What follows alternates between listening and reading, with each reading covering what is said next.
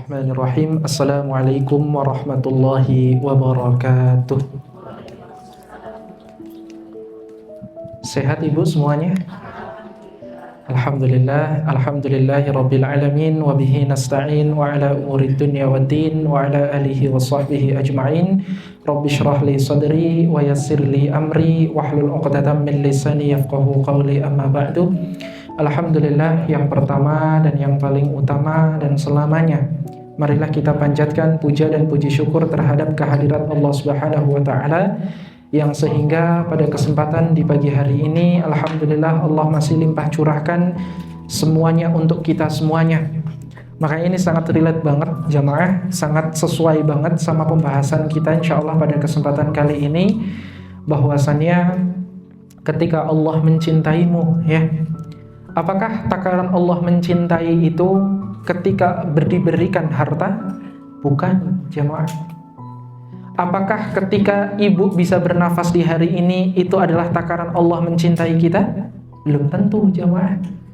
Makanya nanti kita akan sedikit membahas, tapi sebelum itu, kedua kalinya tentu salawat bertangkaikan salam semoga senantiasa selalu tercurah kepada baginda Nabiullah Nabi besar Muhammad sallallahu alaihi wasallam yang tentu sama-sama kita nantikan syafaatnya di yaumul qiyamah kelak.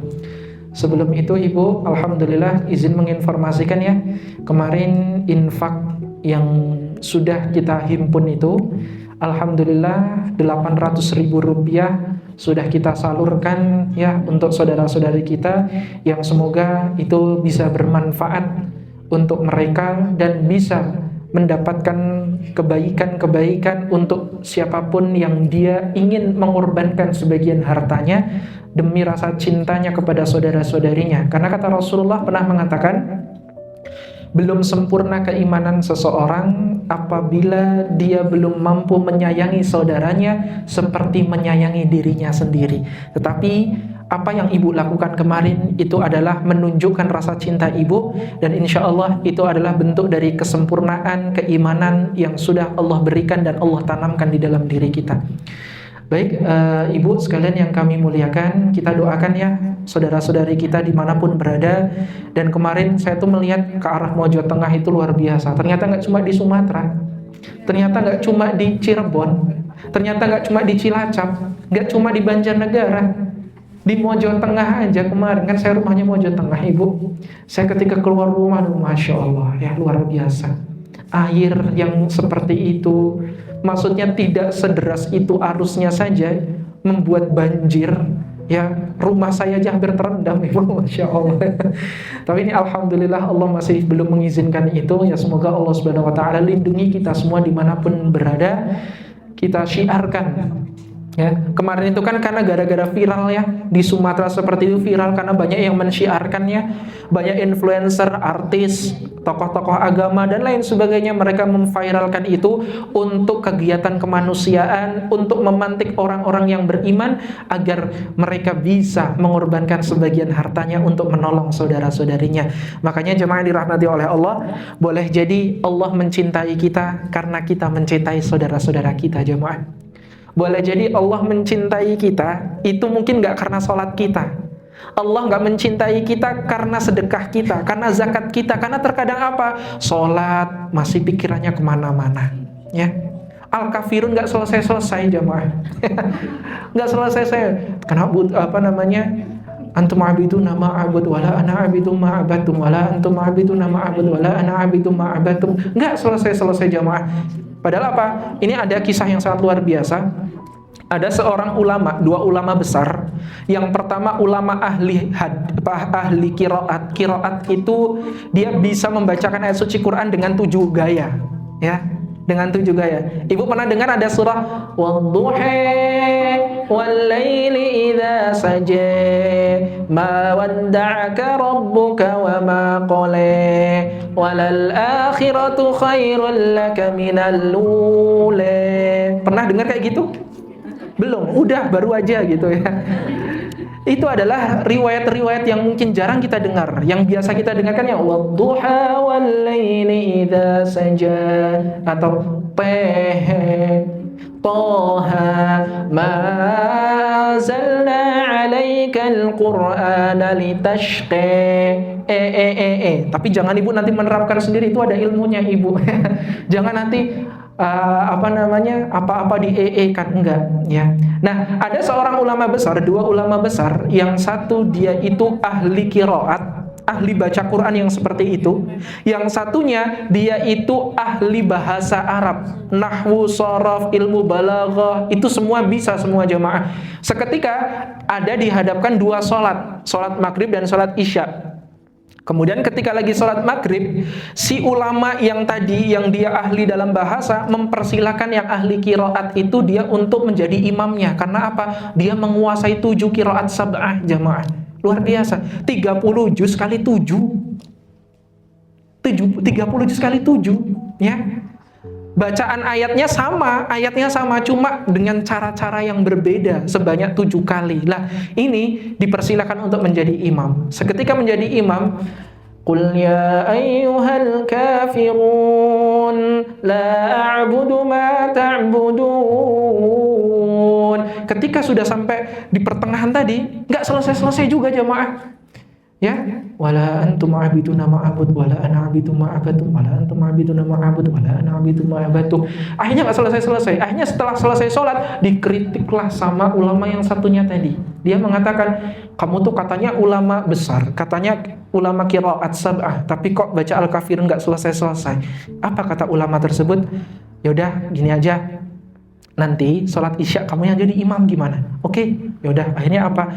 Ulama yang satunya ini dia jadi imam. Sedangkan yang tadi dia jadi imam itu yang ahli qiraat, dia menjadi makmumnya. Akhirnya apa? Qadarullah baca Al-Fatihah salah jemaah. Lupa. Akhirnya apa? Setelah sholat isya itu, akhirnya mereka pun berdiskusi. Makanya ya, sehafal-hafalnya Quran, aku hafal Quran, ahli qiraat, aku juga manusia ya.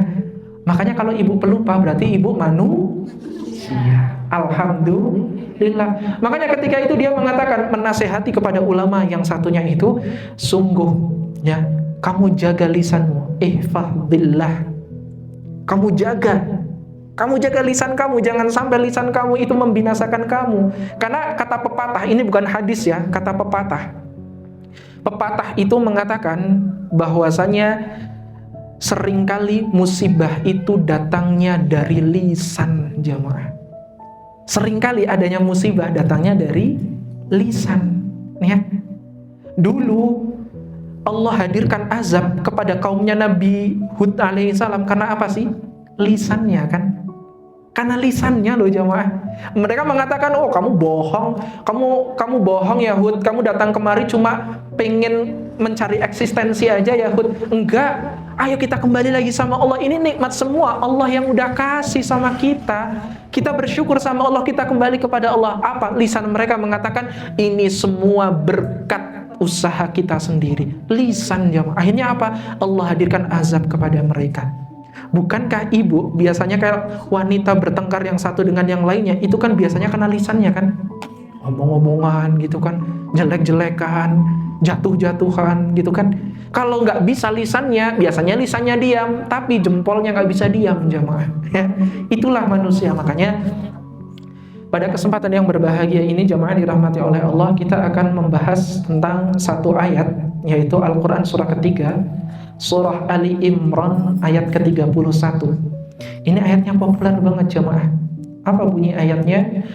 Qul in kuntum tuhibbunallaha fattabi'uni. Kalau ibu melihat ayat ini, ternyata Allah itu mengatakan bahwasanya seseorang yang dicintai oleh Allah itu bukan yang dikasih harta jemaah. Apakah dengan dikasih harta itu menimbulkan rasa cinta Allah kepada kita? Belum tentu jemaah. Apakah takaran seseorang dicintai oleh Allah itu ketika dimudahkan semua urusannya? Belum tentu ya. Apakah takaran orang itu dicintai oleh Allah ketika seseorang itu dia bisa dengan harta yang bergelimang, dia bisa liburan ke sana ke sini, dia bisa dengan hartanya itu mengumrohkan orang-orang di sekitarnya? Belum tentu jamaah. Tapi kata Allah, qul in kuntum tuhibbunallah. Katakan Muhammad, sesungguhnya kalau mereka ingin mendapatkan cintanya Allah Subhanahu wa taala, maka ikutilah Rasulullah dengan cara apa? Yuhibbukumullah wa yaghfir lakum dzunubakum. Dengan mengikuti Allah, dengan mengikuti Rasul, maka sungguh dia adalah seseorang yang sangat dicintai oleh Allah. Wallahu ghafurur rahim. Wallahu ghafurur rahim itu artinya apa, Ibu? Sungguh Allah itu maha mengampuni dosa-dosa, maha memaafkan. Pertanyaan saya kepada Ibu, kalau maha, Allah itu maha, berarti ada yang lebih lagi nggak daripada sekedar maha itu? Nggak ada. Mahasiswa, karena siswa yang paling maha.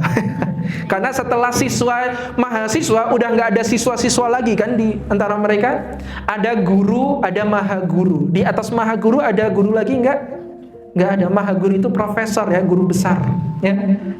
Jadi setiap kali maha, ada maha santri, ada santri SD, SMP, SMA. Kalau ada maha santri, berarti udah nggak ada santri setelahnya lagi jamaah. Karena udah maha, berarti artinya maha, berarti sangat. Nggak ada yang melebihi dari maha yang disampaikannya tadi. Allah mengatakan maha mengampuni dosa-dosa. Berarti kalau pertanyaannya Allah maha mengampuni dosa-dosa, ada yang lebih bisa mengampuni lagi nggak daripada Allah? Nggak ada kan ya? Orang terkadang itu jahil banget sama kita. Orang nyindir kita, orang punya masalah sama kita, berusaha menjatuhkan kita, berusaha banget kayak gimana caranya kita tuh nggak eksis, nutup semua celah-celah pintu dengan cara apa? Oh, ngomongin kesana kemari, oh kamu jangan deket-deket sama ini, orangnya tuh kayak gini loh. Oh, kamu jangan deket-deket sama orang. Memprovokasi orang lain buat nggak suka. Kira-kira kalau kita tahu orang itu kok menyebalkan itu, kita mau nggak sih berteman sama orang itu jamaah? Terkadang males kan, udah berusaha jatuhin kita, tapi kita masih mau, ibu, masya Allah berkah selalu ya, mau kita seperti itu? Nggak mau ibu, saya jamin ya. Ibu ketemu orang yang 5 tahun yang lalu berusaha menjatuhkan harga diri ibu, martabat ibu di depan orang banyak, sombongnya minta ampun, kayak berusaha, kamu jangan deket-deket sama dia, tiba-tiba ibu ketemu sama dia, ibu, ini ada sedikit hadiah buat ibu, semoga berkah selalu, dimudahkan hajat-hajatnya. Kira-kira ibu bisa nggak seperti itu? Enggak kan? Susah kan? Tapi kalau ibu bisa seperti itu, masya Allah, luar biasa. Allah mau disakitin sebagaimanapun, Allah mau dicuekin, Allah mau dilalaikan, Allah mau dilupakan, terkadang seorang hamba itu dia berusaha untuk pengen lagi dekat sama Allah. Allah sindir dalam Al-Quran surah Luqman jemaah. Surah Luqman ayat ke-31. Ayat ini mengatakan bahwasanya nanti ada seorang hambaku ya, ada seorang manusia yang dia kembali kepada Allah Subhanahu wa taala karena apa? Dia lagi merasa kesusahan jemaah, lagi ngerasa kesulitan, lagi dikasih kesulitan, masih diberikan sesuatu yang kok rasanya membuat dirinya ngedown, dia akan kembali sama Allah. Tapi ingat, ketika dia udah dimudahkan semua urusannya, ketika dia udah diselesaikan masalahnya, lalu apa jemaah? Dia meninggalkan Allah jemaah. Pertanyaan saya kepada ibu, ada nggak orang yang kayak gitu?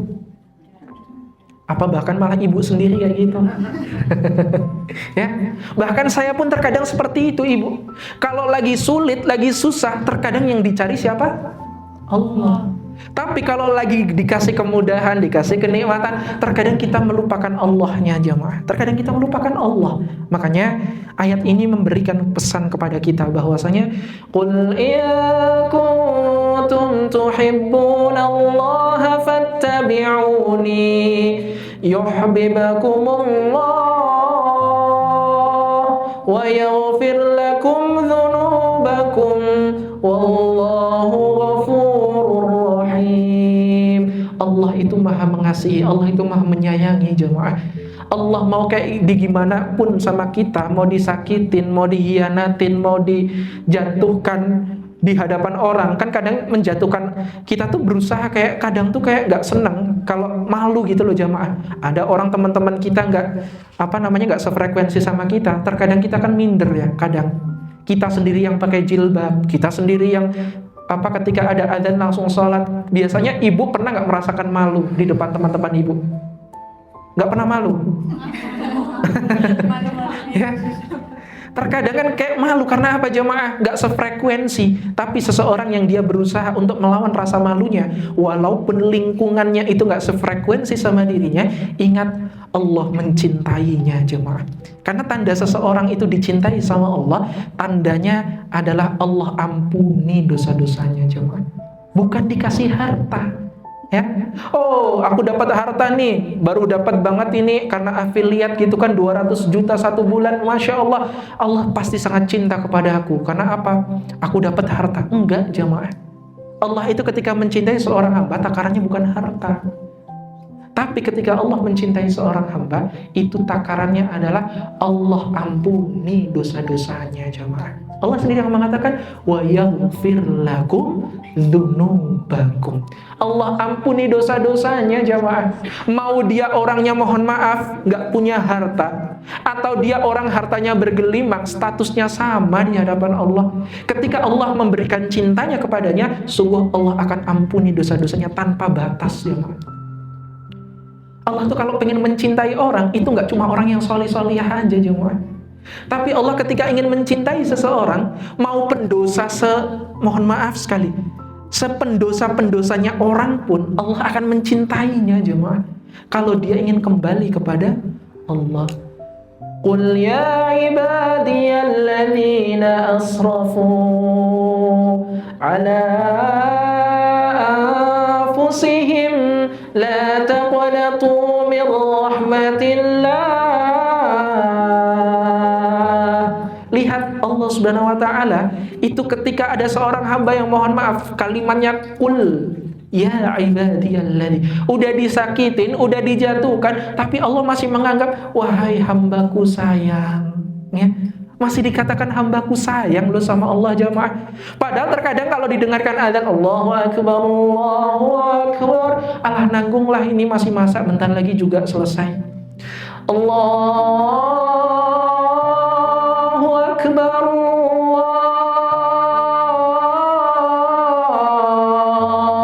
Akbar. Baru juga azan belum iqomah, ya. Walaupun kayak gitu, Allah itu tetap pengen banget seorang hamba itu ketika lagi dipanggil sama Allah langsung bergegas. Pengen banget kayak gitu jemaah. Ya. Lagi dapat banyak banget masalah. Tentu kita semua punya masalah kan ya Ibu ya. Banyak banget kita punya masalah, ya. Masalah kita tuh masing-masing itu berbeda-beda. Ada yang masalahnya tentang ekonomi, ada masalahnya tentang keluarga, ada masalahnya tentang gimana caranya aku kok pengen ninggalin teman-temanku yang gak sefrekuensi, tapi aku tuh pengen kembali sama Allah. Masalah kita masing-masing jemaah. Makanya ada satu ayat yang sangat memantik kita. Surah apa jemaah? Ini adalah surah Ghafir, surah ke-40, ya. Ini ayatnya 44, luar biasa. The power of wa ufawwidu amri ilallah. Aku serahkan semuanya kepada Allah. Kalau kekuatan itu sudah kita tanamkan di dalam hati kita, kita percaya kepada Allah, sungguh lihat, pertama kali Allah berikan adalah kecintaannya dengan cara apa? Mengampuni semua dosa-dosanya. Karena apa jemaah? Kita sedikit pakai papan tulis ya. Allah itu mencintai kita. Mungkin Ibu juga pernah dengar, Allah itu mencintai kita dengan dua cara.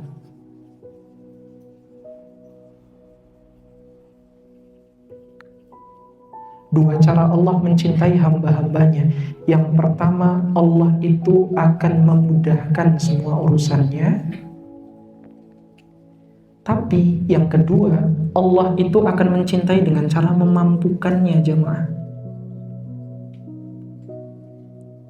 Ya. Jadi terkadang Allah itu memberikan cintanya lewat dua hal ini. Terkadang Allah memudahkan semua urusan kita. Oh alhamdulillah. Karena apa? Terkadang ini semua tersekati dengan yang disebut dengan israf. Israf itu apa? Tadi yang dikatakan israf itu adalah kesalahan, dosa yang sudah melampaui batas. Itu namanya israf. Ya. Ada seseorang pendosa, kalau dosanya cuma ghibah, dosanya cuma paling menyakiti hati temannya. Itu kan kayaknya dosanya kecil ya menurut kita ya. Tapi jangan kita sepelekan jamaah ya. Yang disebut israf itu dosa yang sudah melampaui batas jamaah. Artinya apa? Mabuk-mabukan, zina, ya.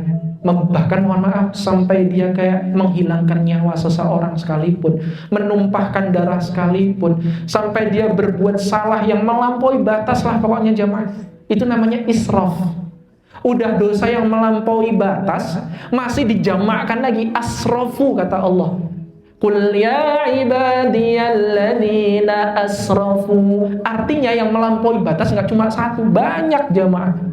Mau dia seorang pendosa, dia seorang buzzer, dia kayak menghilangkan nyawa orang, minum minuman keras, zina dan lain sebagainya, semua dikumpulkan jadi satu, makanya asrafu.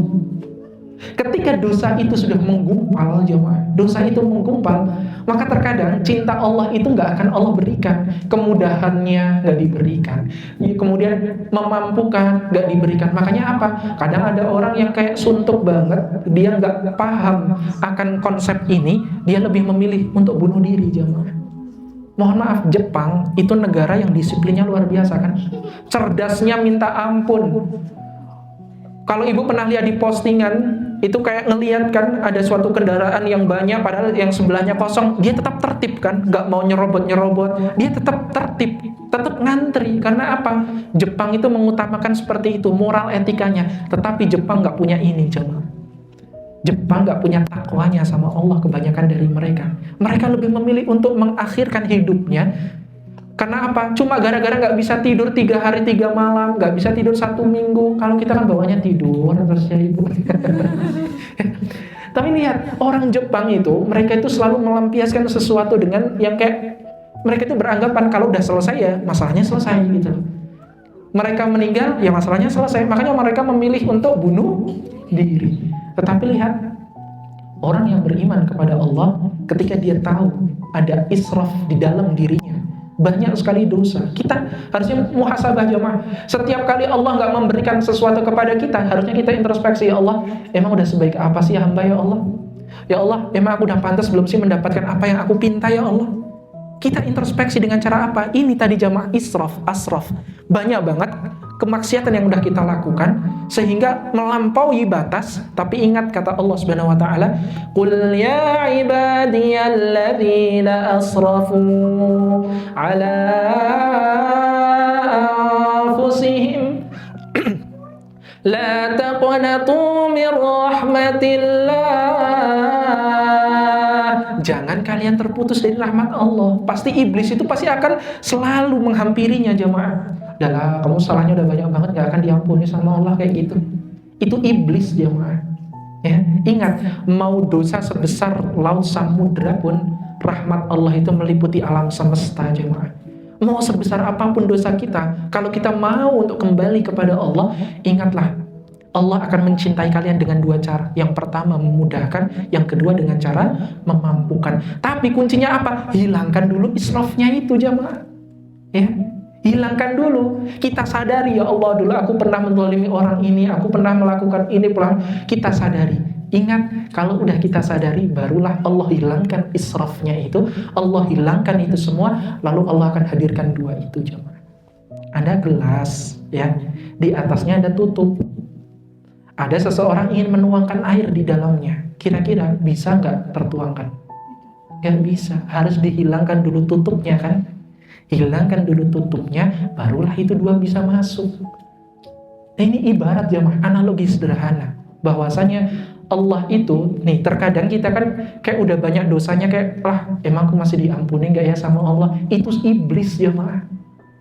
Terputus dari rahmat Allah. Makanya kalau kita pengen belajar, iblis itu tuh sifatnya putus asa. Terkadang kita tuh putus asa untuk doa sama Allah, padahal Allah tuh nggak pernah putus asa buat ngedengerin curhatan kita jemaah. Kamu mau curhat apa? Silahkan curhat aja, ya. Bukan berarti ibu yang satu lagi curhat di waktu yang sama, ibu lagi curhat di waktu yang sama. Allah tuh maha tahu jemaah. Bukan berarti ibu yang ini lagi curhat, Allah lagi dengerin yang ini dicuekin. Enggak jemaah. Ya, Allah itu, dia itu kalau kita curhat luar biasa. Ibu pernah lihat ada seseorang kayak lagi curhat sama Allah di sosial media sambil seperti ini tahu? Pernah lihat? Kayak sampai, ya Allah, sampai seperti ini. Seolah-olah dia itu lagi ngobrol sama Allah, itu namanya syakwa jemaah. Syakwa. Ibu kayak seolah-olah lagi ngobrol sama lawan bicara ibu, dan ibu tuh kayak yakin bahwasanya yang diajak bicara itu dia bisa memberikan solusi. Itu namanya syakwa jemaah. Ibu terkadang cerita sama temennya kan, Mbak, aku pengen cerita boleh nggak sih? Gimana? Jangan di sinilah. Yaudah sambil nongkrong yuk. Akhirnya nongkrong tuh ya. Nggak jadi cerita malah ya. Nongkrong di sana udah pesen ya, udah minumnya habis satu, tapi kayaknya kurang, udah pesen satu lagi lah ya, pesen lagi ya. Udah sampai mau kafenya tutup belum selesai ceritanya jemaah ya.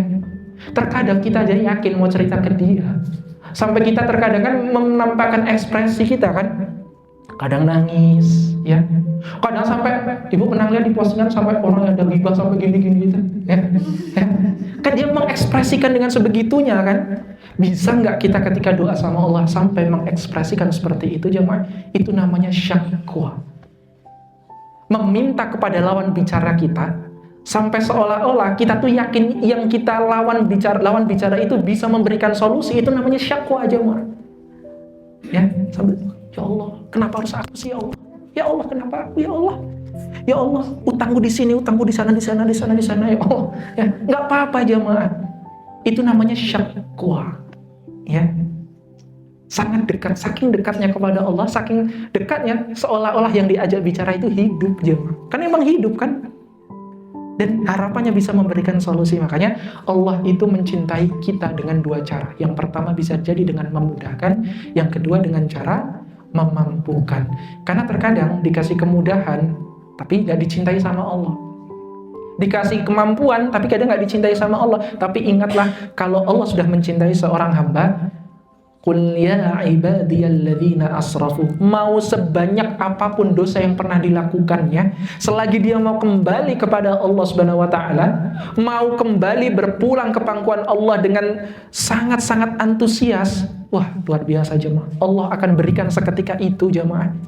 Allah sendiri yang sudah berfirman, qul in kuntum tuhibbunallaha fattabi'uni yuhibbukumullah wa yaghfir lakum dzunubakum wallahu ghafurur rahim. Allah itu sangat teramat cintanya sama kita jemaah. Makanya ketika Allah pertama kali mencintai kita, dia berusaha bertaubat kepada Allah dengan sungguh-sungguh, maka dosanya akan Allah ampuni semuanya. Wa yaghfir lakum dzunubakum wallahu ghafurur rahim. Allah Maha mengampuni kita jemaah. Makanya terkadang ini yang harus kita pahami betul jemaah. Oh, Allah mencintaiku dengan cara seperti ini ya. Terkadang kita nggak sadar jemaah. Masya Allah ya. Jangan dilihat ibu, kalau ibu ngeliat tuh nanti orang grogi. Biasanya kalau kayak gitu ibu ngeliatin itu tuh kayak grogi jemaah, jadi kayak malu, biarin aja jemaah ya, nggak apa-apa ya. Makanya Allah itu mencintai kita dengan dua cara. Yang pertama kadang memudahkan, yang kedua dengan cara memampukan. Boleh jadi kok Allah tetap kasih aja ujiannya jemaah, tapi Allah tetap memampukan kita. Karena apa? Yang namanya ujian, ya, ini kan memudahkan, ini bisa diberikan sebagai, ini adalah nikmat jemaah, nikmat. Sedangkan dengan cara memampukan itu terkadang bukan nikmat, tapi ujian, ya. Makanya Allah ingin menunjukkan bahwasannya ketika kalian dihadapkan suatu kecintaan dari Allah Subhanahu wa taala, Allah itu terkadang ngasih gula, kadang juga ngasih cabai jemaah. Ya. Allah kadang ngasih gula, kadang ngasih cabai juga. Tujuannya apa? Biar ketika di lidah itu rasanya lebih nikmat jemaah. Coba ibu masakan cuma dikasih garam doang, enak enggak? Nggak enak ya. Kadang harus ditambahin gula biar manis asinnya pas gitu kan. Tambah, wah ada yang kayaknya bapak suka pedas dah, akhirnya tambahin pedas ya. Begitupun kehidupan jemaah. Kehidupan itu seperti itu. Kadang Allah kasih gula, kadang Allah kasih cabenya, kadang Allah kasih garamnya. Makanya lika-liku kehidupan itu kan nggak ada habisnya kan. tentang perasaan itu nggak ada berhentinya, Ibu. Ya, kalau kita belajar tentang perasaan, tentang hati, nggak ada berhentinya. Karena dinamika kehidupan itu pasti melibatkan perasaan, kan? Pasti itu melibatkan perasaan. Tetapi bagaimana seseorang yang dengan perasaannya itu bisa terkendalikan? Itu dengan cara dia mendapatkan cintanya Allah. Dengan cara apa? Perbanyak mendekatkan diri kepada Allah, ya. Hilangkan israf-israf yang ada di dalam diri kita dulu. Baru Allah hadirkan itu tadi. Allah mudahkan setiap hajat-hajat kita. Allah mampukan pundak kita. Karena boleh jadi seseorang itu ketika dikasih masalah, nggak diselesaikan masalahnya, tapi terkadang dikuatkan hatinya. Ya, kadang nggak dikuatkan hatinya, tapi diselesaikan masalahnya. Kadang dua-duanya, dikuatkan hatinya dan diselesaikan masalahnya. Makanya Allah itu selalu seperti itu, jamaah. Ketika ingin mencintai seorang hamba, itu pasti Allah yang pertama kali dilakukan, Allah ampuni dulu dosa-dosanya, jamaah.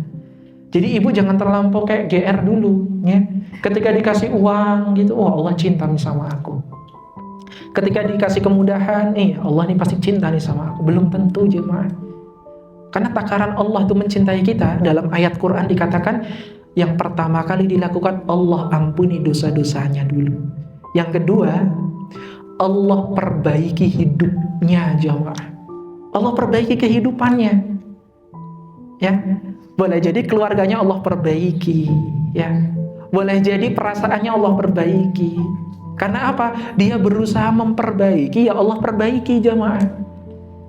Seseorang itu berusaha memperbaiki sholat 5 waktunya, berusaha perbaiki, mendekatkan diri kepada Allah. Makanya orang kalau udah dapat cintanya Allah, 2 ciri-ciri itu, jamaah. Yang pertama, dia diampuni dosanya oleh Allah. Yang kedua, tingkat kualitas ibadahnya itu lebih signifikan, jamaah. Jadi kita nih yang bisa kayak menilai diri kita, kira-kira kita ibadahnya semakin meningkat atau semakin menurun. Itu tanda kecintaan Allah loh, jamaah. Kalau ibadah kita semakin malas-malasan, semakin kita ini, itu bahkan justru malah menjauhkan cintanya Allah. Bukti Allah itu lagi jauh lagi dari cintanya, jamaah, sama kita. Makanya ciri orang dicintai sama Allah, yang pertama diampuni dosa-dosanya, yang kedua amalan-amalan dalam kehidupan sehari-harinya dia itu selalu meningkat, jamaah. Oh, tadinya nggak pernah sholat, dia langsung sholat. Tadinya mohon maaf sekali ibu, dulunya nggak pakai jilbab, sekarang udah mulai malu pakai jilbab. Walaupun jilbabnya masih kecil, masih yang metode-metode bunuh diri itu, ya nggak apa-apa, jamaah, nggak masalah. Karena apa? Seseorang itu ketika mau berubah itu nggak bisa langsung signifikan, gitu nggak bisa, jamaah. Dia itu pasti harus ada prosesnya, ya. Kadang dilinting-linting gitu kan, kayak bunuh diri, kadang ditancepin tanaman-tanaman gitu kan. Nggak masalah, jamaah dirahmati oleh Allah, ya. Tapi pada hakikatnya seseorang ketika sudah ingin mau untuk berubah, jangan kita ngejudge orang itu, jamaah. Kamu kok ke masjid tapi masih kayak gitu aja. Loh, jamaah, ini ada kisah nyata nih, 7 tahun yang lalu kurang lebih. Ada seorang wanita, mohon maaf, dia wanita dunia malam. Wanita dunia malam.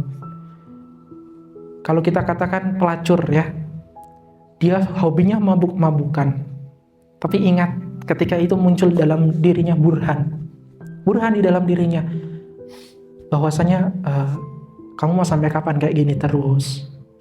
Kamu mau meninggal dalam keadaan seperti ini? Kamu nggak capek kayak gini? Akhirnya apa? Muncul burhan itu seketika dia mau pergi ke masjid, jemaah. Setelah sampai di masjid, dia habis-habisan dimarahin sama takmirnya. Kamu kok datang ke masjid pakai pakaian kayak gini? Yang bener aja, kalau bahasa kita, ya. Kamu datang ke masjid kok pakai pakaian yang kayak gini, nggak pantas banget. Kamu ganti sana pakaian yang baik untuk datang ke sini. Lihat, jemaah. Dia datang ke masjid, dicaci, dihujat, dimarahin. Akhirnya apa yang terjadi? Dia kayak merasa dalam dirinya, kayaknya aku nggak pantas udah ke masjid. Akhirnya apa? Dia nggak jadi ke masjid, jemaah. Padahal dia udah punya keinginan untuk pergi ke masjid, pengen berubah menjadi lebih baik. Dia pengen memperbaiki keadaannya, pengen mendapatkan cintanya Allah. Tapi ketika sampai di masjid kok dimarah-marahin, dicaci, dimaki, dibully, dipermalukan, dijatuhkan. Akhirnya apa? Dia nggak jadi ke masjid, dia kembali ke dunia malamnya, jemaah. dia kembali ke diskotik itu, kembali ke bar itu, disambut sama teman-temannya. Kamu kemana aja dari kemarin nggak ketemu? Kita udah kangen banget loh. Ayolah, nih aku kasih minuman. Dikasih minuman ya, mah. Bayangkan ya. Padahal di masjid, tapi nggak dikasih kayak welcome. Sedangkan di dunia malam kayak gitu, dia dikasih welcome. Tentu dia akan merasakan kenyamanan di dunia malam itu, jemaah. Makanya itulah yang menjadi PR untuk kita semuanya, jemaah. PR kita, jangan menjudge seseorang karena keburukannya. Jangan menjudge orang karena masa lalunya. Karena boleh jadi kita dulu lebih buruk dari itu, jemaah. Ya. Seorang Umar yang sebegitunya pernah bunuh orang, pernah melakukan keburukan-keburukan, itu aja diampuni sama Allah, bahkan dijamin surga sama Rasulullah.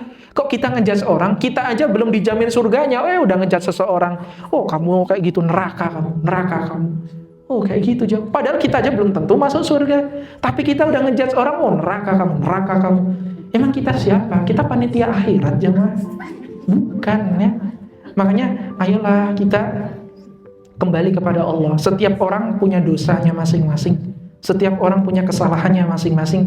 Tapi ingat, ketika Allah itu dia berusaha untuk mencintai hamba-hamba Allah, lihat yang pertama, Allah ampuni dosa-dosanya. Dan yang kedua, Allah perbaiki kehidupannya. Karena apa? Dia berusaha memperbaiki diri, ya, berusaha memperbaiki sholatnya, berusaha memperbaiki lingkungannya, berusaha memperbaiki hubungan circle-circle yang baiknya, ya. Kayaknya aku kalau berteman sama dia kayaknya selalu jauh dari sholat deh, dah lah. Aku agak membatasi kalau sama dia lah. Aku lebih baik sama dia aja yang selalu ngingetin aku buat sholat, ya. Silahkan jemaah, carilah teman-teman terbaik, ya. Carilah orang-orang bestie-bestie yang bisa kayak nganterin kita ke dalam surga. Itu penting banget jemaah, ya. Orangnya mungkin lebih tua dari kita, 50 tahun di atas kita, nggak apa-apa, itu bestie kita jemaah. Ingetin kita dalam kebaikan, ingetin dalam ketaatan kepada Allah, penting jemaah, ya. Ingat, tadi hilangkan dulu asrafu di dalam diri kita. Karena terkadang kita nggak tahu kan, kita udah ngelakuin apa aja, kita nggak tahu udah nyakitin hati orang, kita introspeksi diri, ingat, illa man taba wa amana wa amila amalan salihah. Allah sediakan siksa azab yang sangat pedih kecuali orang-orang yang dulunya dia berbuat salah. Illa man taba, dia kembali kepada Allah, berusaha mendekat lagi sama Allah, wa amana, dia beriman sama Allah, wa amila amalan salihah, dia berbuat kebaikan-kebaikan itu, maka Allah ampuni dosa-dosanya dan Allah gantikan sesuatu yang baik-baik untuk dirinya, jemaah. Ini penting sekali, jemaah, ya. Rasulullah, ya, kalau sama istrinya nggak pernah marah-marah, ya, walaupun istrinya kadang tantrum gitu kan. Kan Aisyah kan istri paling tantrum kan. Aisyah itu kalau udah ngelihat kayak Hafsah sama Rasulullah, cemburunya minta ampun. Padahal satu geng jemaahnya.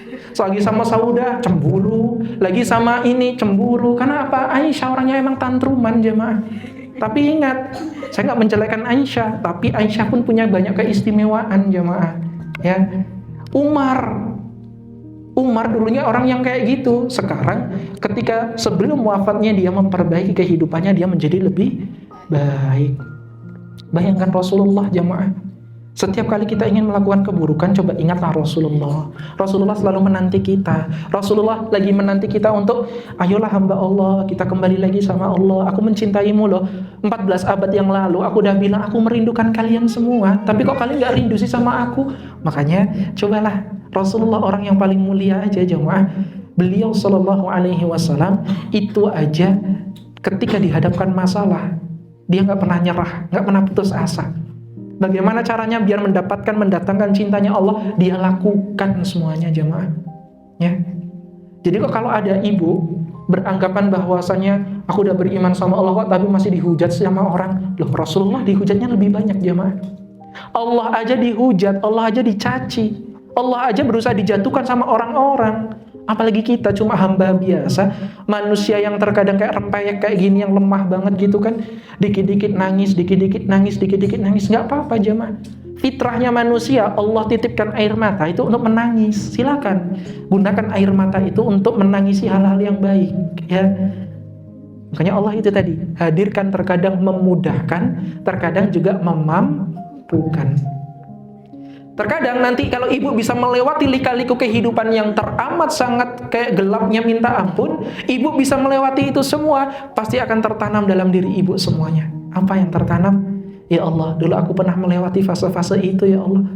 Akhirnya apa? Ibu terharu, karena apa? Ibu mendapatkan sesuatu yang lebih dari apa yang ibu ekspektasikan dulu. Ya Allah, aku minta ini ya Allah. Allah nggak kasih itu, tapi suatu saat Allah lebih kasih yang lebih indah lagi jamaah. Kadang rencana Allah itu seperti itu. Belajar dari pengalaman saya ibu, saya itu korban zonasi dulu. Korban zonasi, masuk SMA korban zonasi. Ya. Saya tuh kayak kecewa banget. Sampai-sampai ya Allah, kenapa sih ya Allah? Kenapa kok aku kena zonasi kayak gini ya Allah? Ya. Padahal cuma apa? Rumah saya itu Kecamatan Mojo Tengah. Ya, rumah saya di Mojo Tengah, sedangkan zonasinya kan Kecamatan Wonosobo ya ibu. Jaraknya cuma dipisahkan sama apa namanya? Kalau bahasa kita kalen lah jemaah. Sama apa namanya saluran air. Punya saya masih Kecamatan Mojo Tengah. Sebelahnya kalen itu tadi Kecamatan Wonosobo. Cuma dipisahkan itu aja jemaah. Saya kecewanya luar biasa ya Allah. Kenapa sih Pak aku harus sekolah di sini ya Allah? Padahal kan aku pengen sekolah di sana ya Allah. Akhirnya apa jemaah? Emang Allah itu 1 minggu pertama masih memberikan rasa kekecewaan itu. Akhirnya apa jemaah? Saya daftar pun gak ikhlas jemaah. Gak ikhlas, berudang-berudung di rumah. Kayak gitu jemaah. Sampai-sampai saya tuh pengen kayak, ya Allah, percuma ya saya kayak gini terus. Dulu saya punya sedikit hafalan ya. Seketika itu apa saya bilang? Adalah nggak mau murojaah lagi lah, males, nggak dikabulin doanya. Saya pernah kayak gitu jemaah dulu zaman SMA itu. Seketika itu apa jemaah? 3 minggu berlalu dari kejadian itu, masuk di sekolah, dan masya Allah tabarakallah, Allah baru menyadarkan saya. Ternyata disitulah Allah ngasih tahu ke saya, ini loh kalau kamu dulu nggak kayak gini, aku nggak akan arahkan kamu sampai di sini. Mungkin kalau dulu saya sekolah di sana, saya nggak ada di sini ibu. Kalau dulu saya sekolahnya di sana, saya nggak ada di sini, ketemu sama ibu, ya, bisa silaturahim, bisa kenal sama ibu, nggak mungkin jemaah. Karena dulu asal muasalnya 2018, ya Allah, saya mau sekolah di mana? Nggak ikhlas. 3 minggu pertama nggak ikhlas. Tapi setelah saya tahu hikmahnya, saya baru sadar jemaah. Terkadang kan kayak gitu ya, seorang hamba baru dikasih musibah, dia kayak udah gak terima. Tapi kalau udah tahu hikmahnya, dia bersyukur sama Allah. Ya Allah, alhamdulillah ya Allah, untung Engkau hadirkan aku di sini ya Allah. Akhirnya apa? Banyak kebaikan yang bisa saya dapatkan jemaah di situ. Oh ternyata saya bisa begini karena saya di sini. Coba kalau saya dulu di sana, saya nggak akan kayak gini. Oh sorry kayak gini. Banyak sekali jemaah. Ternyata Allah itu udah sutradara yang paling istimewa jemaah. Kita kan punya episode filmnya masing-masing ya. Ada episode ini, episode itu, ya. Tugas kita cuma ngikutin alurnya aja. Ternyata ketika Allah udah tetapkan itu atas kita, wah, dimudahkan semuanya jemaah. Bahkan sampai daftar kuliah, pernah saya kayak ditolak sana sini, itu kan, oh, ternyata saya baru paham. Ternyata Allah itu tidak mengizinkan saya kuliah di sana karena boleh jadi ketika saya di sana, saya nggak terselamatkan jemaah. Bukan terselamatkan kehidupan saya, tapi terselamatkan mungkin agama saya, mungkin apa-apa yang akan dihadirkan ke dalam diri saya. Makanya Allah tuh terkadang mentransitkan kita dulu sedemikian, cuma pengen menghadirkan rezeki yang baik untuk kita jemaah. Ya. Allah itu lagi menahan sesuatu yang indah agar dihadirkannya tuh lebih indah lagi jemaah. Karena kalau cuma dihadirkan sekarang, wah belum indah banget jemaah. Tapi Allah itu sengaja untuk mengulur dulu, biar apa? Sesuatu yang indah itu Allah jadikan lebih indah jemaah. Jadi tadi the power of wa ufawwidu amri ilallah. Aku pasrahkan semuanya kepada Allah. Ternyata benar, Allah yang akan skenariokan itu yang terbaik. Kadang kan mau ke Jakarta kan nggak cuma lewat tol kan, bisa lewat Pantura, bisa lewat Bandung, ya, bisa lewat Banjarpatoman. Semua ada jalannya masing-masing. Terkadang kita harus melewati ini karena ada macetnya. Terkadang kita harus lewat tol, walaupun lancar mungkin harus bayar tolnya. Kadang lewat sini lagi banjir. Banyak jamaah tujuannya satu ke sana. Cuma terkadang Allah lewatkan sini, Allah lewatkan sana, Allah lewatkan sini. Karena apa? Pengen nyarikan jalur terbaik untuk kita. Wa ufawwidu amri ilallah. Kalau bahasa orang sekarang itu, ya Allah, aku siap menghadapi dunia walau sambil ya Allah, ya Allah. Ya Allah, ya Allah, ya Allah, ya Allah. Banyak sekali ya Allahnya. Karena apa? Memang fitrahnya manusia itu akan mencari Tuhannya. Kepleset, ya Allah. Jatuh, ya Allah. Ya. Kejedot, ya Allah. Semua ya Allah. Karena apa? Fitrahnya manusia pasti akan mencari Tuhannya. Setinggi-tingginya jabatan pemerintahan presiden pasti akan mencari Tuhannya, jemaah. Ya. Fir'aun aja lihat, dia mengaku Tuhan. Faqala ana rabbukumul a'la, akulah Tuhan yang maha tinggi. Tapi lihat ketika ditenggelamkan, dia mencari Allah, jemaah. Wahai Rabb, tolong hamba, tolong hamba. Dia ngaku Tuhan, jemaah. Tapi ketika ada di hadapan itu apa? Dia mencari Tuhannya. Makanya hakikat fitrahnya manusia atau fitrahnya makhluk itu dia pasti akan mencari Tuhannya. Makanya Allah itu terkadang akan memberikan cintanya dengan cara memudahkan setiap langkah kita. Terkadang juga Allah akan memampukan pundak kita untuk menerima beban yang sangat berat, jemaah. Makanya ayolah kita kembali mendekatkan diri kepada Allah. Nggak usah kita terlalu banyak putus asa. Karena terkadang kalau kehidupan sudah di ujung itu kayak pengennya tuh putus asa aja harapan. Makanya kuatkan hati kita, jamaah. Kita hidup di dunia ini nggak selama-lamanya. Kita hidup di dunia ini cuma sementara aja. Makanya lakukan sesuatu yang baik. Tumbuhlah dalam kegelapan. Nggak perlu kita mengumbarkan sesuatu yang indah-indah. Ya, karena banyak orang yang nggak suka.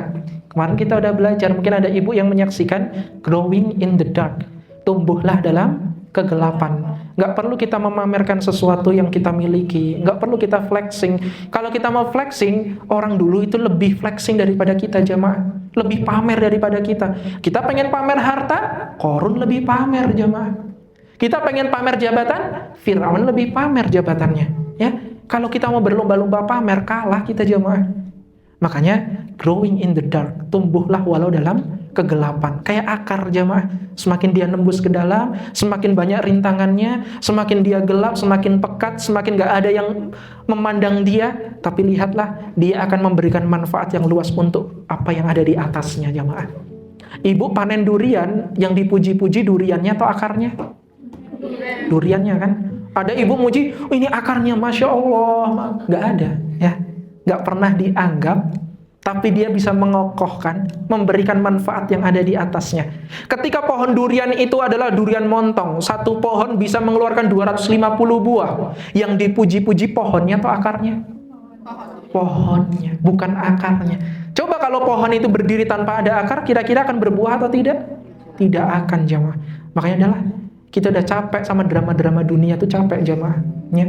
Kita akhiri aja drama dunia, bukan berarti meninggal ya, tapi maksudnya akhiri dramanya, kita alihkan dengan yang baik-baiknya, jangan sesuatu yang buruk-buruknya ya, jamaah.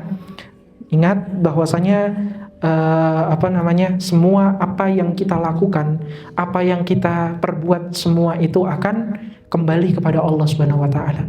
Faman ya'mal mithqala dzarratin khairan yarah wa man ya'mal mithqala dzarratin syarran yarah. Mau sekecil apapun keburukan yang kita lakukan, semua ada balasannya. Sekecil apapun kebaikan yang kita lakukan pun ada balasannya. Tinggal kita memilih aja, mau didekatkan dengan kebaikan. Kalau kebaikan kan memunculkan rahmat ya. Mau memilih diberikan rahmat atau azab, itu pilihan kita, jamaah. Makanya mari kita bersama-sama, jamaah, tingkatkan kualitas keimanan kita kepada Allah ya. Mungkin ada orang-orang di sekitar kita, mereka sedang sangat membutuhkan bantuan kita, keluarkanlah harta kita ya. Entah itu zakat, entah itu infak, keluarkan, jamaah ya. Ibu kalau ingin berzakat, ada zakat mal ya. Zakat mal itu takarannya 85 gram emas. Kalau ibu hartanya udah ada sekitar 85 gram emas harganya, keuangannya, hartanya, maka diwajibkan untuk berzakat. Ya. Zakat itu kalau udah masuk ke haul sama nisabnya, haulnya itu berapa? 1 tahun. Nisabnya berapa? 85 gram emas. 85 gram emas itu berapa? 20 dinar. 20 dinar itu berapa? 85 gram emas. Ya. Cuma dibolak-balik. Ya. 85 gram emas itu kata Rasulullah SAW, kalau dalam hadis itu orang yang sudah memenuhi hartanya sebanyak 20 dinar, ya, sebanyak 20 dinar, maka dia wajib mengeluarkan setengah dinarnya, jamaah. 20 dinar itu 85 gram emas, ya. 1 dinar itu 4,25 gram emas.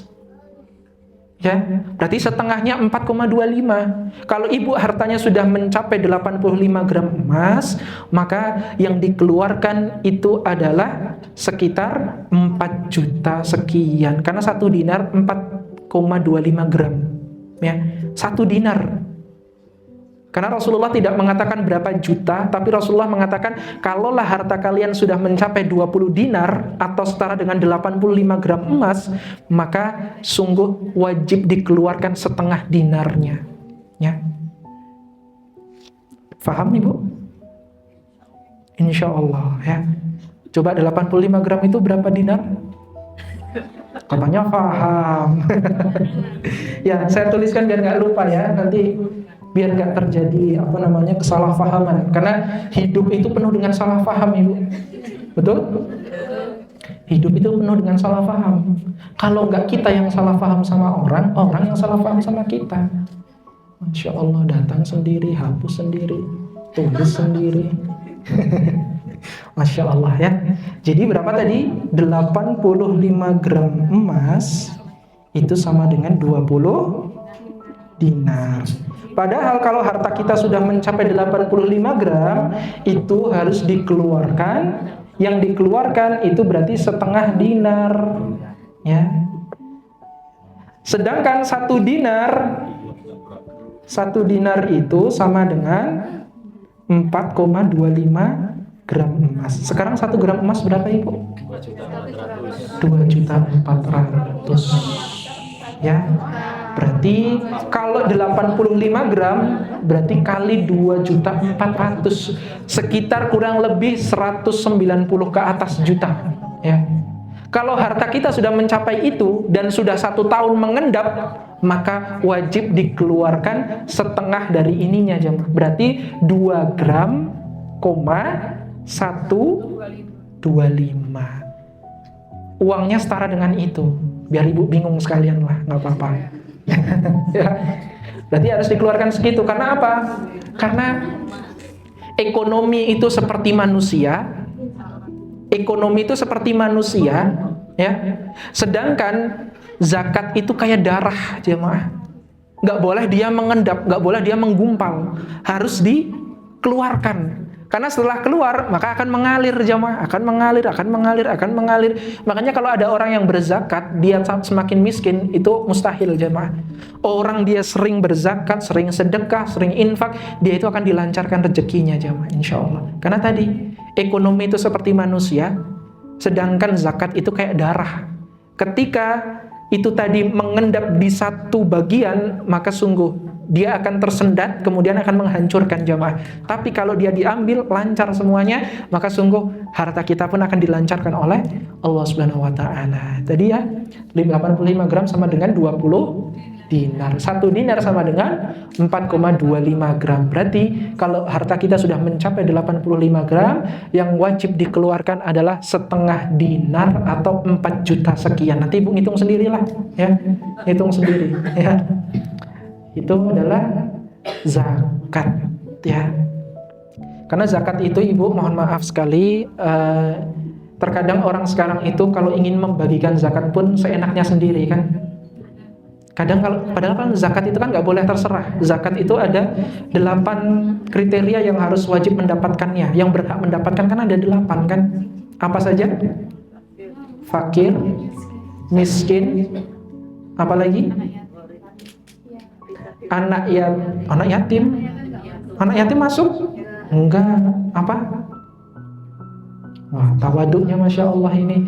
Fakir, miskin, mu'alaf, amil zakat, orang yang ingin terbebas dari utangnya, ya. Nah, Ibu mau ikut yang mana ini kira-kira? Ya. Terus mana lagi? Apa lagi? Musafir, mujahid fisabilillah. Terus apa lagi? Hamba sahaya, atau kalau bahasa dulu tuh budak, jamaah. Budak. Dalilnya apa? Al-Quran surah ke-9 At-Taubah ayat 60, ya. Kalau ada seseorang yang ada di 8 kriteria itu, berarti dia berhak untuk mendapatkan zakat. Kalau kok ada seseorang yang ikut 8 kriteria, dia berusaha memaksakan diri untuk zakat, loh, orang dia aja masuk kriteria yang harusnya mendapatkan zakat, kok dia malah mengeluarkan zakat, berarti kan nggak wajib, jamaah. Itu kalau zakat. Beda dengan infak. Kalau infak itu adalah apa? Infak itu sesuatu yang diberikan untuk memberikan manfaat. Infak. Kalau infak, banyak nih orang yang bertanya, kira-kira yang paling utama infak ke tetangga, infak ke orang sendiri, infak ke bapak ibu, atau infak ke siapa dulu? Terus apa dalilnya, Ibu? Ya, kita lihat aja ke Quran, jangan sok tahu ya. Enggak, Ibu, saya bercanda. Al-Quran surah kedua Al-Baqarah ayat 215, ya. Yas'alunaka madza yunfiqun. Ada seseorang yang bertanya kepada Rasulullah, kemudian dia tanya, infak mana yang terbaik? Rasulullah menjawab, yas'alunaka madza yunfiqun, qul ma anfaqtum min khairin falil walidain. Lebih baik yang pertama kali adalah untuk kedua orang tua, falil walidain wal aqrabin. Yang kedua barulah orang-orang terdekat kita, saudara kita, atau mungkin orang-orang yang kayak dia tuh bukan saudara tapi kayak udah kita anggap sebagai saudara kita sendiri karena saking kita cinta banget sama dia, itu ya. Wal aqrabina wal yatama, baru anak yatim. Wal yatama wal masakin, baru orang miskin. Terus apa lagi yang terakhir? Wabnis sabil, ya. 5. Itu kalau infak. Kalau zakat tadi yang 8, kalau infak 5 ini tadi, ya. Wal aqrab bil walidaini wal aqrabin wal yatama wal masakin wabnis sabil. 5 itu tadi, ya. Wallahu a'lam bishawab. Semoga Allah ampuni kita semuanya. Ingat tadi Allah itu mencintai kita dengan 2 cara. Bagaimana?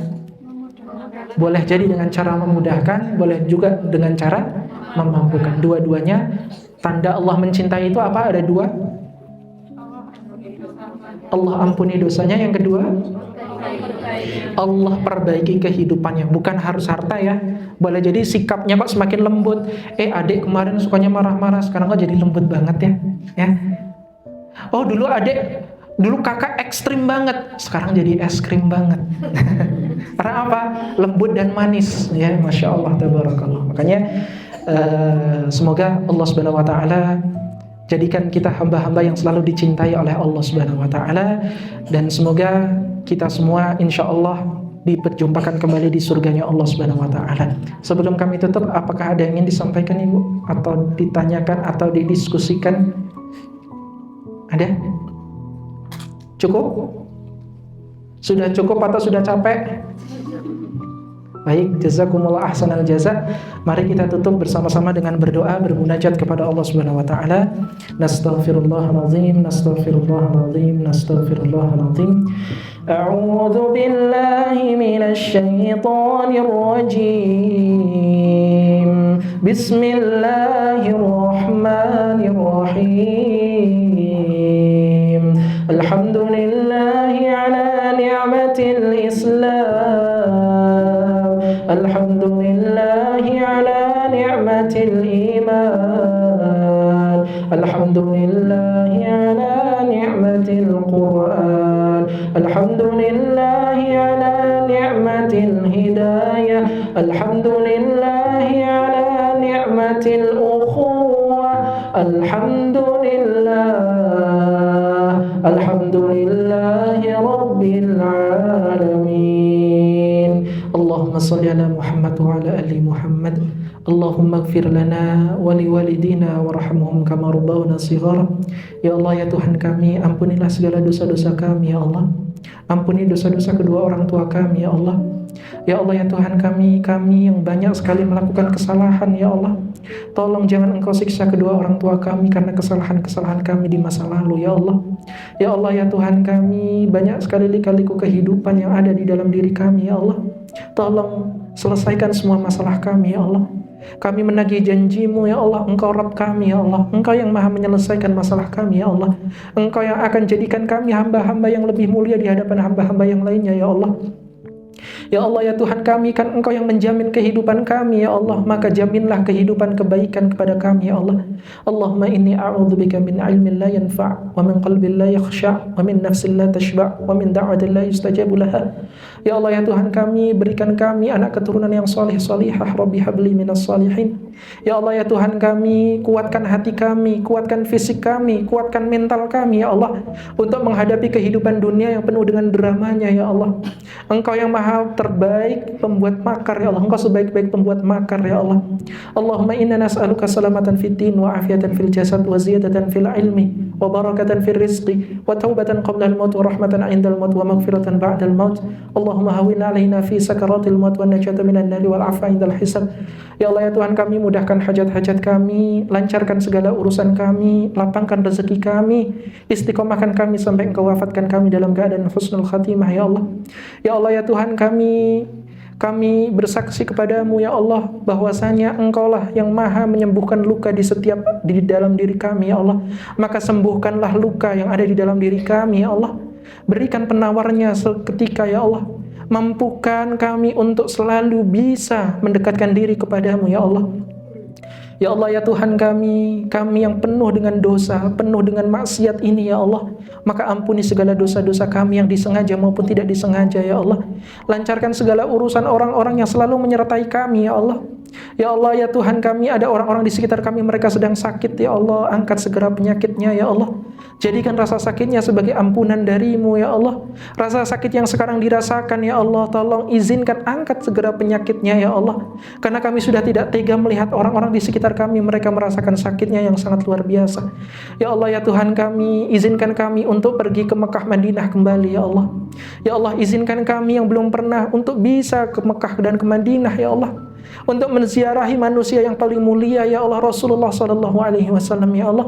Banyak sekali masalah dalam hidup kami ingin menyelesaikan semua masalah kami di sana ya Allah. Ya Allah, hanya Engkaulah sebaik-baik pemberi kebaikan untuk kami ya Allah. Ya Allah, ya Tuhan kami, jauhkan kami dari orang-orang sekitar kami yang ingin menjatuhkan kami ya Allah. Ya Allah, berikan mereka hidayah yang baik ya Allah. Allahumma rabban nas adhibil ba'sa ishfi anta syafi la shifaan inna shifauka shifaa la yughadiru saqaman. Rabbi anzilni munzalan mubarakan wa anta khairul munzilin. Rabbana atina fid dunya hasanah wa fil akhirati hasanah wa qina adzaban nar. Subhana rabbika rabbil izzati amma yasifun. Wassalamun alal mursalin walhamdulillahi rabbil alamin. Baik jemaah dirahmati oleh Allah, mohon maaf bila mana banyak sekali kekurangan, kekhilafan dari apa yang kami sampaikan. Semoga ibu sehat selalu ya, diberikan keistiqomahan oleh Allah dan dipanjangkan usianya sampai kita bisa berjumpa dengan bulan suci Ramadan. Semoga kita bisa buka bersama ya ibu ya. Karena luar biasa perjuangan menuju bulan suci Ramadan itu, kalau kita tidak kuat, subhanallah, masya Allah, maka kita persiapkan sejak sekarang ibu. Mohon maaf bawaannya kalau lagi hati lagi sangat gelisah, cemas, bawaannya tuh pengen umroh aja ya ibu ya, masya Allah. Semoga Allah mudahkan. Wallahu a'lam bishawab. Akhirul kalam bila hidayah wa bitaufiq. Fastabiqul khairat. Wassalamualaikum warahmatullahi wabarakatuh.